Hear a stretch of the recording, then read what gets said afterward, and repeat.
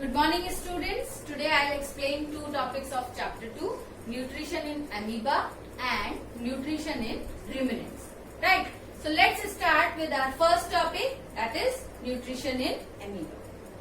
So जैसा कि आप सभी जानते हैं कि एमीबा क्या होता है ना, क्योंकि आप सभी प्रीवियस क्लासेस में पढ़ चुके हैं, बट डिटेल में आज हम लोग न्यूट्रिशन पढ़ेंगे एमीबा के बारे में। तो पहला कुछ थोड़ा सा इंट्रोडक्शन में देना चाहती हूँ एमीबा के बारे में।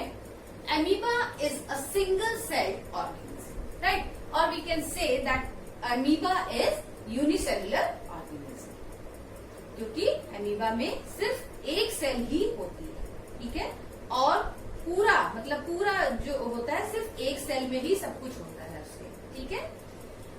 एमीबा किसमें पाया जाता है? पॉन्ड्स में, पूल्स में, रिचेस में, राइट। एमीबा में एक क्वालिटी होती है that they can change their shapes, ठीक है, अपनी शेप वो चेंज कर सकते हैं with the help of pseudopodia. Finger like projections होते हैं जिन्हें स्यूडोपोडिया बोलते हैं, राइट, या फॉल्स फीट भी बोलते हैं, ठीक है। इनकी हेल्प से ये क्या करते हैं? ये लोकोमोशन में स्यूडोपोडिया एमीबा को हेल्प करते हैं और फूड कैप्चर करने में हेल्प करते हैं, ठीक है ना। अब हम लोग देखेंगे कि किस तरीके से न्यूट्रिशन होता है। All the processes of nutrition are performed by single cell of amoeba. तो न्यूट्रिशन का जो प्रोसेस होते हैं सारे वो सिंगल सेल में ही होते हैं, ठीक है। तो जिस तरीके से आप ये देख रहे हैं, ये डायग्राम मैंने बनाया है, इसमें स्यूडोपोडिया दिख रहा है आपको, ये फूड है जिसको स्यूडोपोडिया की हेल्प से ही कैप्चर करेगा। ये पूरा डायग्राम एमीबा का है, इनमें ये वैक्यूल है, ये लास्ट में जो आउटर मोस्ट वॉल है इसकी मेम्ब्रेन है, इसे क्या बोलते हैं? सेल मेम्ब्रेन, और इसमें एक न्यूक्लियस, ठीक है। तो फर्स्ट स्टेप जैसा कि आप सभी को पता है न्यूट्रिशन का इंजेक्शन होता है। अब हम लोग इसको स्टार्ट करेंगे। Amoeba eats tiny microscopic plants and animals as food which floats in water in which it lives. When an amoeba finds a suitable organism, it pushes out two pseudopodia around the organism.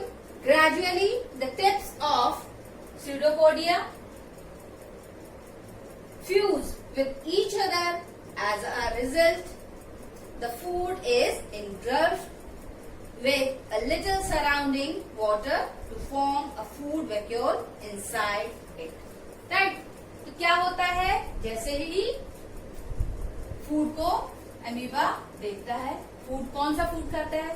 क्योंकि pond में रहता है, pool में रहता है, तो वो microscopic plants या एनिमल्स ही खाएगा, ठीक है। तो फूड को जैसे ही देखा तो उसने अपने स्यूडोपोडिया फॉर्म किए और फूड को कवर करने की कोशिश की। थोड़ी देर बाद ये स्यूडोपोडिया आपस में फ्यूज हो जाते हैं और फूड अंदर कैप्चर हो जाता है, ठीक है। Now the second step is digestion. The enzymes from the surrounding cytoplasm enter the food vacuole and break down the food into simple soluble substances. तो एंजाइम जो होते हैं, जो कि साइटोप्लाज्म से, साइटोप्लाज्म भी होता है, उसमें साइटोप्लाज्म से जो एंजाइम्स होते हैं वो एंटर करते हैं फूड वैक्यूल में, ठीक है, और फूड को ब्रेक डाउन करते हैं इनटू सिंपल सॉल्युबल सब्सटेंसेस में, जैसा कि आप भी डायग्राम में देख पा रहे हैं। Enzymes entering the food vacuole. Enzymes कहाँ से एंजाइम्स वो एंटर करते हैं? साइटोप्लाज्म से। किसमें एंटर करते हैं? फूड वैक्यूल में, ताकि जो फूड कैप्चर किया है एमीबा ने उसको ब्रेक डाउन कर सके, किसमें? सिंपल और सॉल्युबल सब्सटेंसेस में। जैसा कि आपने डाइजेशन जब ह्यूमन में हम लोगों ने पढ़ा था, तो हम लोगों ने यही चीज तो पढ़ी थी, जो डिफरेंट प्रोसेस होते हैं न्यूट्रिशन के वो सेम ही होते हैं, सिमिलर ही होते हैं। इंजेक्शन में खाना हम लोग माउथ में ले जाते हैं with the help of our hands, different animals में डिफरेंट ऑर्गन्स होते हैं, उस तरीके से वो फूड को इंजेस्ट करते हैं, राइट। सेकेंड स्टेप था डाइजेशन का, जिसमें मैंने आपको बताया था कि जब फूड हम लोग खाते हैं तो वो फूड कैसा होता है, कॉम्प्लेक्स होता है और इनसॉल्युबल सब्सटेंस होता है, और डाइजेशन में वो फूड किस में चेंज हो जाता है, सिंपल और सॉल्युबल सब्सटेंसेस में। तो इसी तरीके से एमीबा में भी आप देख पा रहे हैं कि enzymes entering the food vacuole, इसलिए ताकि वो फूड को ब्रेक डाउन कर सके सिंपल और सॉल्युबल सब्सटेंसेस में। ठीक है, क्लियर हो गया। Now the next step is absorption. The digested food present in the food vacuole is absorbed directly into the cytoplasm. जो digested food present होता है वैक्यूल में, वो फूड वैक्यूल में वो एब्जॉर्ब्ड होता है डायरेक्टली इनटू साइटोप्लाज्म। साइटोप्लाज्म में डायरेक्टली एब्जॉर्ब्ड होता है, right. Now the next step is assimilation. The digested food absorbed by the cytoplasm is stored or utilized for its growth, development, multiplication and release of energy. तो absorption में जैसा हम लोगों ने देखा कि जो digested food होता है वैक्यूल में, वो डायरेक्टली एब्जॉर्ब हो जाता है साइटोप्लाज्म में। अब साइटोप्लाज्म में जो डाइजेस्टेड फूड है, एब्जॉर्ब डाइजेस्टेड फूड है, साइटोप्लाज्म में वो क्या हो जाता है, स्टोर हो जाता है और यूटिलाइज हो जाता है। किस लिए, for its development, growth, multiplication and release of energy. ठीक है, तो साइटोप्लाज्म में जो डाइजेस्टेड एब्जॉर्ब फूड है वो स्टोर हो जाता है और वी कैन से यूटिलाइज हो जाता है, ताकि आगे इसकी ग्रोथ हो सके, डेवलपमेंट हो सके, मल्टीप्लिकेशन हो सके और एनर्जी रिलीज हो सके। ठीक है, तो ये हम लोगों ने assimilation. Now the next one is and the last one is ejection, right. The undigested food collects inside the vacuole. Undigested food जो होता है वो वैक्यूल में कलेक्ट हो जाता है। The cell membrane ruptures at any place, और जो सेल मेम्ब्रेन होती है वो कहीं से भी रप्चर हो जाती है। And the undigested food is thrown outside the body by the vacuole, और इस तरीके से वैक्यूल से होते हुए undigested food thrown outside, right. जैसा कि आप डायग्राम ई में देख पा रहे हैं। इस प्रोसेस को क्या बोलेंगे, इजेक्शन बोलेंगे। जो अनडाइजेस्टेड फूड होता है या अनयूटिलाइज फूड होता है वो बॉडी से रिमूव हो जाता है, तो इस प्रोसेस को क्या बोलते हैं, इजेक्शन बोलते हैं। तो क्लियर हो गया, ये न्यूट्रिशन इन एमीबा आप लोगों को अच्छे से समझ में आ गया होगा। अगर आप लोगों को कोई प्रॉब्लम हो तो आप। Now the next topic is nutrition in रुमिनेंट्स।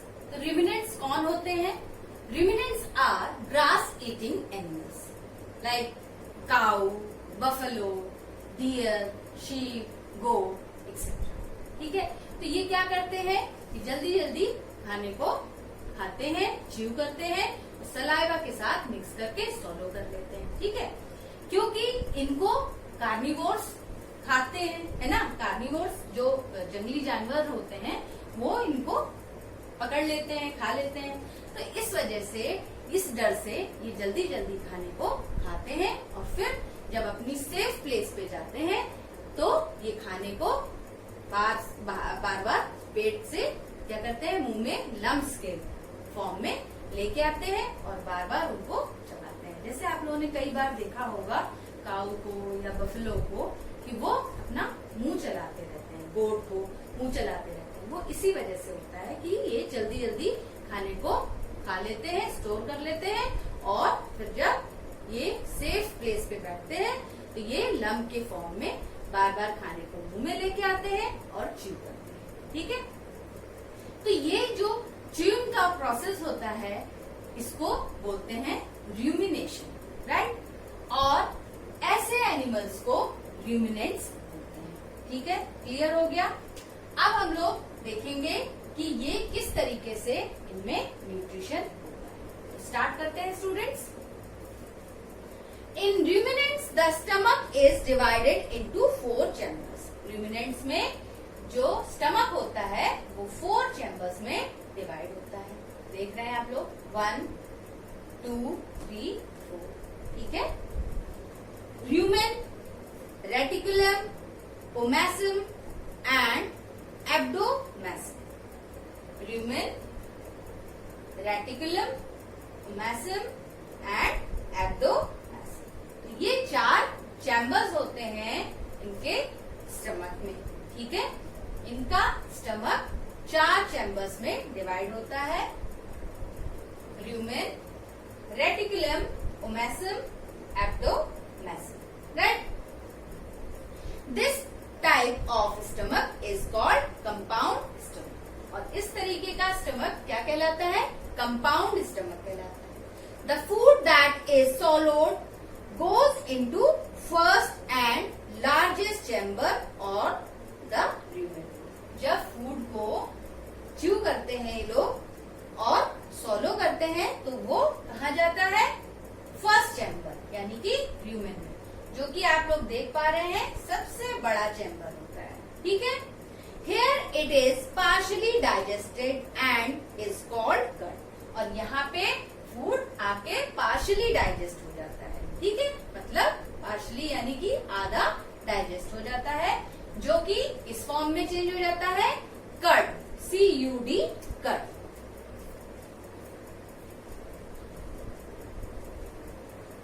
उस पार्शली डाइजेस्टेड फूड को क्या बोलते हैं? कर्ड बोलते हैं, ठीक है। It then goes to the second chamber or the reticulum। अब यहाँ से खाना कहाँ जाता है? सेकेंड चैम्बर यानी कि रेटिकुलम में जाता है, ठीक है। From where it is returned to the mouth for thorough chewing। और यहीं से खाना वापस जो ruminants होते हैं वो अपने मुंह में ले जाते हैं और उसको फिर च्यू करते रहते हैं, ठीक है। After thorough chewing and mixing with the saliva, the re-chewed food is swallowed again। अब जब इस तरीके से बराबर च्यू करते रहते हैं फूड को ruminants, फिर मिक्स करते हैं सलाइवा के साथ और फिर से वो फूड क्या होता है? सॉलो होता है। जो रीच्यूड मतलब दोबारा च्यू किया हुआ फूड जो होता है वो सॉलो होता है। It now bypasses the first 2 chambers and enter the third and the smallest chamber or the omasum। अब जो रीच्यूड फूड है वो सॉलो होके कहाँ आता है? थर्ड चैम्बर यानी कि ओमेसम, जो कि सबसे छोटा चैम्बर होता है, वो बाईपास हो जाता है। मतलब अब फर्स्ट चैम्बर और सेकंड चैम्बर में नहीं जाता है। जो रीच्यूड फूड होता है वो फर्स्ट और सेकंड चैम्बर में नहीं जाता है, वो डायरेक्ट कहाँ जाता है? थर्ड चैम्बर में जाता है, जो कि सबसे छोटा चैम्बर होता है, जिसे क्या बोलते हैं? ओमेसम बोलते हैं, ठीक है। Here it is broken down into smaller pieces। और यहाँ पे फूड क्या होता है? छोटे छोटे पीसेस में ब्रोक डाउन होता है। The food enters the fourth chamber or abdomacum। अब यहाँ से फूड कहाँ पे जाता है? छोटे छोटे चैम्बर, छोटे छोटे पीसेस में टूट जाता है फूड और कहाँ जाता है? फोर्थ चैम्बर यानी कि एब्डोमेसम, जो कि ट्रू स्टमक भी कहलाता है, ठीक है। Here a kind of gastric juice containing an enzyme and hydrochloric acid is secreted। अब यहाँ पे क्या होता है? गैस्ट्रिक जूस होता है, एंजाइम्स और हाइड्रोक्लोरिक एसिड सिक्रीट होते हैं, ठीक है। The process of digestion completes here. और जो प्रोसेस होता है डाइजेशन का वो यहाँ पे कंप्लीट होता है। The digested food now passes into the small intestine. और डाइजेस्टेड फूड जो होता है वो कहाँ पे पास होता है? स्मॉल इंटेस्टाइन, जिसके आगे ही स्मॉल इंटेस्टाइन होती है उसमें पास होता है। Here the absorption of the food takes place. जहाँ पे फूड का एब्जॉर्प्शन होता है। The undigested food passes through the large intestine and is digested from the body.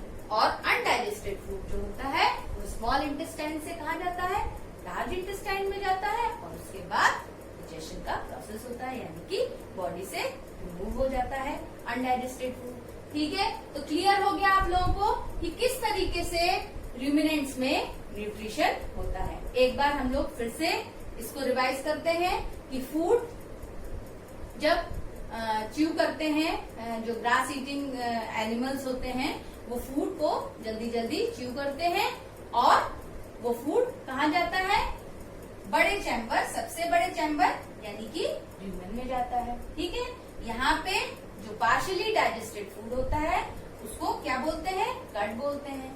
अब ये कट कहाँ पे जाता है, सेकंड चैम्बर यानी कि रेटिकुलम में, और यहाँ से वापस उनके माउथ में जाता है जिसे वो फिर से च्यू करते हैं, रीच्यू करके सॉलो करके क्या करते हैं, थर्ड चैम्बर में फिर से सॉलो करते हैं और वो फर्स्ट और सेकंड चैम्बर को बाईपास करते हुए फूड कहाँ जाता है, डायरेक्ट थर्ड चैम्बर यानी कि ओमेसम, जो कि सबसे छोटा चैम्बर होता है। ठीक है, अब यहाँ से यहाँ पे जो फूड होता है वो स्मॉल पीसेस में टूटता है और वो स्मॉल पीसेस कहाँ पे जाते हैं, फोर्थ चैम्बर यानी कि एब्डोमेसम में जाते हैं। राइट, यहाँ पे गैस्ट्रिक जूसेस और क्या कहते हैं, हाइड्रोक्लोरिक एसिड एंजाइम्स के साथ फूड क्या होता है, मिक्स होता है और डाइजेस्ट होता है। यहीं पे पूरा डाइजेशन होता है इस चैम्बर में। यहाँ से खाना कहाँ जाता है, स्मॉल इंटेस्टाइन में जाता है और स्मॉल इंटेस्टाइन में एब्जॉर्प्शन होता है। फिर अनडाइजेस्टेड फूड लार्ज इंटेस्टाइन में जाता है और लार्ज इंटेस्टाइन से होते हुए डाइजेशन का प्रोसेस हो जाता है, यानी कि बॉडी से वो अनडाइजेस्टेड फूड रिमूव हो जाता है। ठीक है, तो क्लियर हो गया आप लोगों को। अगर फिर भी कोई पॉइंट आप लोगों को क्लियर ना हुआ हो तो आप मुझसे पूछ सकते हैं। अब मैं आपको एक डायग्राम दिखाऊंगी, digestive system of a ruminant. तो स्टूडेंट्स, ये डायग्राम है digestive system of a ruminant. इसमें आप देख पा रहे हैं कि किस तरीके से ये काऊ ग्रास खा रही है, ग्रास खा के ये इसोफेगस दिख रहा है आप लोगों को। इसोफेगस के बाद ये एब्डोमेसम यहाँ पे है, रेटिकुलम, ये ओमेसम, ल्यूमेन। ठीक है, ये सबसे बड़ा चैम्बर होता है। ठीक है, यहाँ से एब्डोमेसम से होते हुए फूड कहाँ जाता है, स्मॉल इंटेस्टाइन में जाता है और स्मॉल इंटेस्टाइन से फूड कहाँ जाता है, लार्ज इंटेस्टाइन से होते हुए बॉडी से रिमूव हो जाता है। तो ये पूरा जो डायग्राम आपको दिख रहा है ये digestive system of a ruminant है। ठीक है स्टूडेंट्स, क्लियर हो गया। तो चैप्टर 2 आप लोगों का यहाँ पे कंप्लीट होता है। अगर पूरे चैप्टर में आप लोगों को कोई भी प्रॉब्लम आती है तो आप मुझसे पूछ सकते हैं। Thank you.